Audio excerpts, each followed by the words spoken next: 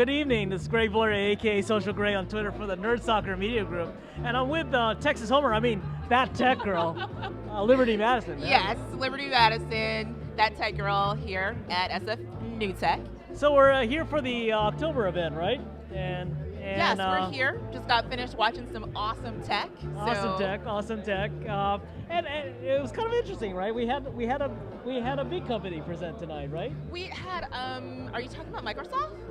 Well, are they still considered a big company? Well, they opened. So. Well, they sponsor us, so we better be nice, all right? So they presented their new IE, right? They did. They presented tonight, which was interesting, and it was kind of fun. As the CTO of Sumo Logic pointed out, he never thought he'd have Microsoft opening for him one day. I died. It was so funny. I think that's the sign of the times. But anyway, and I think we had the Sumo Logic, who kind of redefines logs. We'll talk a little bit about that. Yes. We had Shopping Pal, which is kind of a new take on brick and mortars and experiential shopping. We had Libon, which is voicemail sucks. By their hashtag. Oh yeah. Voicemail sucks. Voicemail sucks, yes. But it's a new take on visual voicemail. I thought that was kind of cool. Mm-hmm. We had Point Burst, who was here before, and they kind of Well, they're changing from their B2B to B2C. That was their main message tonight, right? I had to listen up. They're a Texas startup, so. Texas Homer here. I had to listen. Okay. That Texas girl. It should be not that tech girl. Anyway, Prox to Me, Italian startup, right? Yeah. Prox to Me was more of an event marketing sort of technology. Yeah, I'd like to hear your take on that, and that was about it, right? So that covers it. So what was your favorite tonight? Oh, I knew you'd hit me with this one. There were so many, honestly. Should I sing the Yellow Rose of Texas or something like that, or while you're? No, sorry. I kind of want to gravitate towards that. However, I want to say Sumo Logic. Okay, tell me about that. I out of the ones that we had a chance to view, I would go with them. What about you? Sumo Logic was good. I mean, I liked their take on actually taking logs, which everyone kind of looks at, and extract information from the logs. I thought it was kind of cool from the maybe enterprise standpoint, maybe, and really anything. But yeah, okay, that was cool. I don't know. That wasn't reassuring to me. Yeah, it was cool. Okay. Her favorite reassurance? No, because that wasn't my favorite. For you? I could tell. What was your favorite? I like Shopping Pal, actually.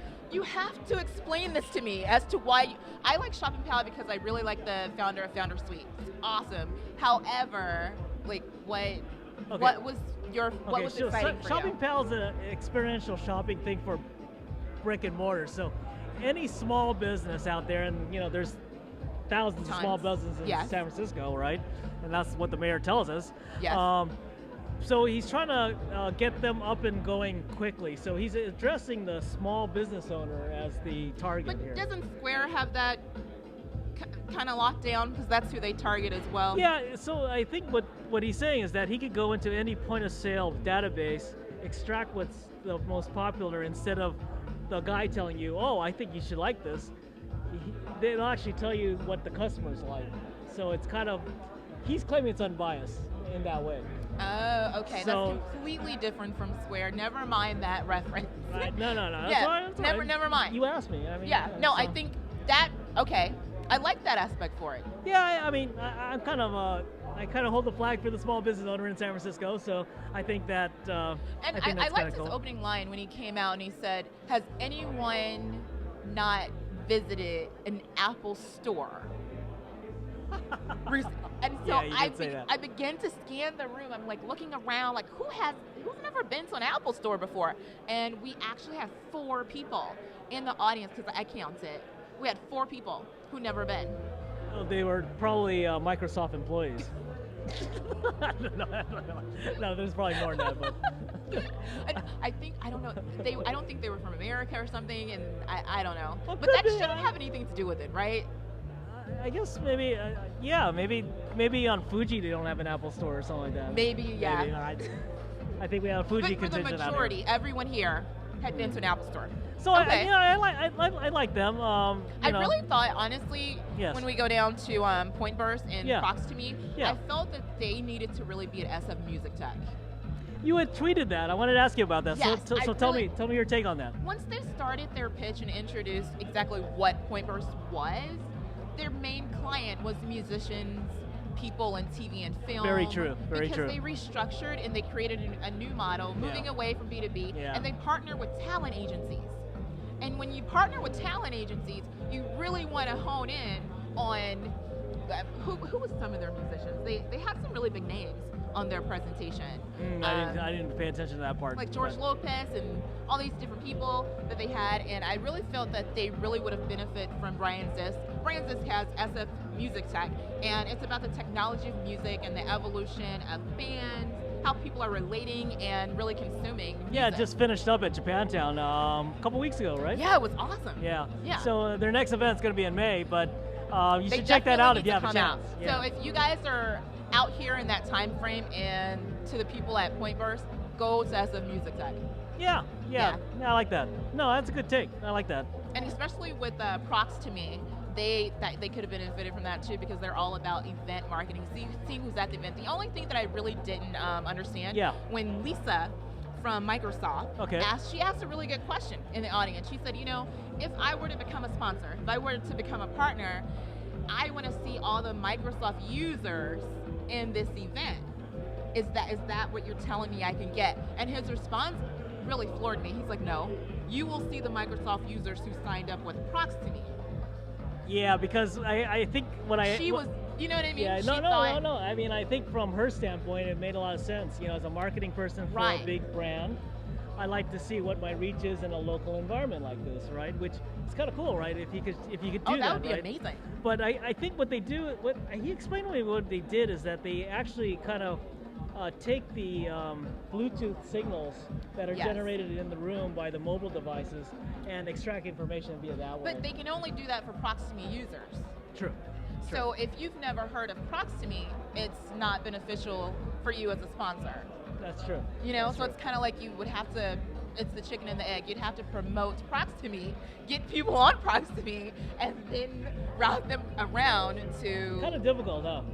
A bit. Yeah. I like the idea. Just kind of work on that aspect. Now, okay. So anyway, I think it's going to be a wrap pretty soon. So what are you doing lately? I just want to hear what latest projects are you're doing? Well, actually, I just accidentally pitched a project here tonight.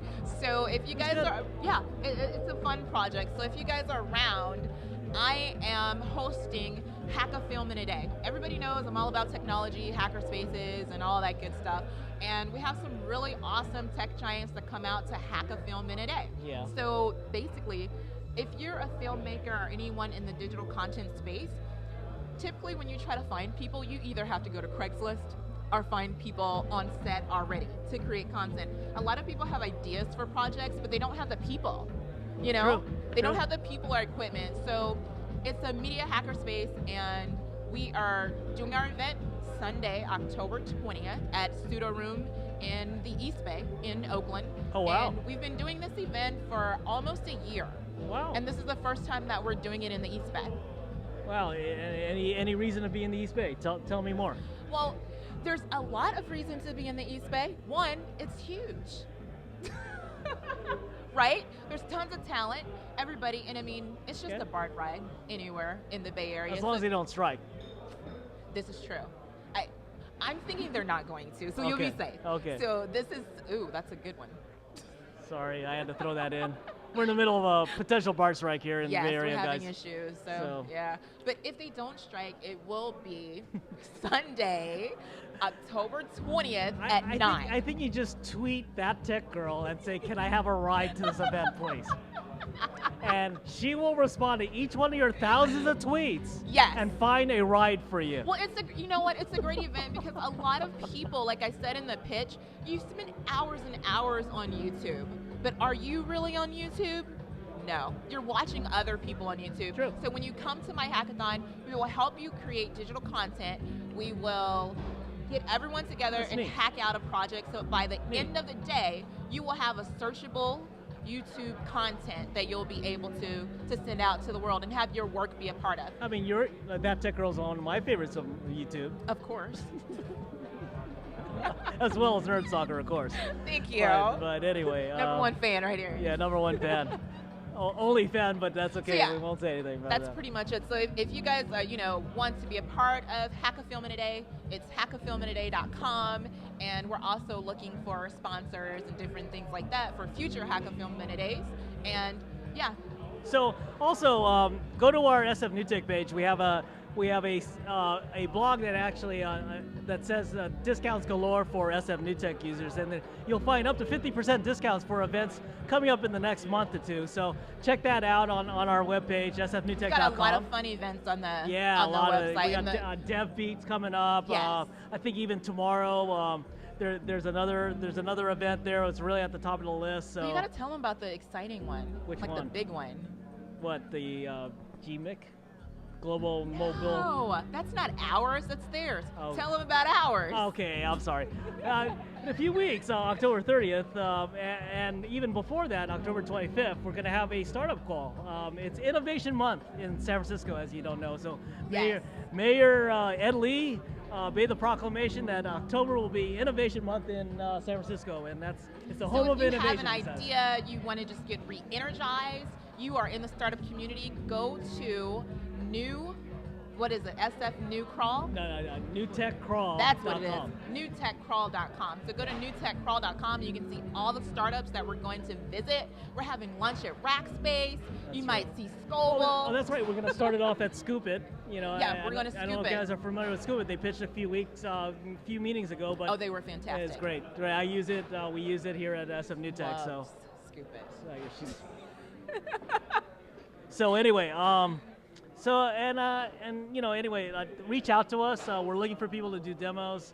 Also, Liberty Eye, and we're looking for people to interview. So reach out to us, either That Tech Girl on Twitter, at Liberty Madison, or at Nerd Stalker, at Social Greg on Twitter for myself. So if you have an idea, startup, please reach out to us, and we can possibly have you on the next SF New Tech stage. And don't forget, we'll be in the nice studios of Q There Media, Jimmy G's Q There Media. Of course, you have to come out and be on our show. Yes, absolutely. He has a great space there. He pitched tonight. You can look at the video, but we're going to start using those studios as our home base for a lot of our podcasts, as well as feature interviews. And a lot of my fans already know that they can catch That Tech Girl on the Silicon Valley Network. So that is also produced from Q There Media. Right. So I'd like to thank our sponsors, Microsoft. They pitched tonight, IE and Outlook. And before we go, I want to thank their occasional display table. What did she say? Oh, the special display table that only travels with them to events like this. Yes. She came with her own podium, the first time ever. I was trying to figure out. I want to say that was awesome. Like a little suitcase or something like that? I don't know. I don't know, but it was awesome. We have to ask Lisa about that. I don't know, but good it was job awesome. on that, Lisa. Yeah, it was good. Yeah. I'd never seen that before. It was the first time in SF New Tech, so there's a lot of firsts tonight, actually. But anyway, thanks to them. Thanks to Leclerc Brian, who always makes this show possible as well. So yes. Anyway, I'm Greg Viloria, aka Social Greg on Twitter, and you are? I am That Tech Girl at Liberty Madison on Twitter and everywhere else on the internet. Okay, we're going to close this off. Thanks everyone for joining us. Be careful out there. Thanks.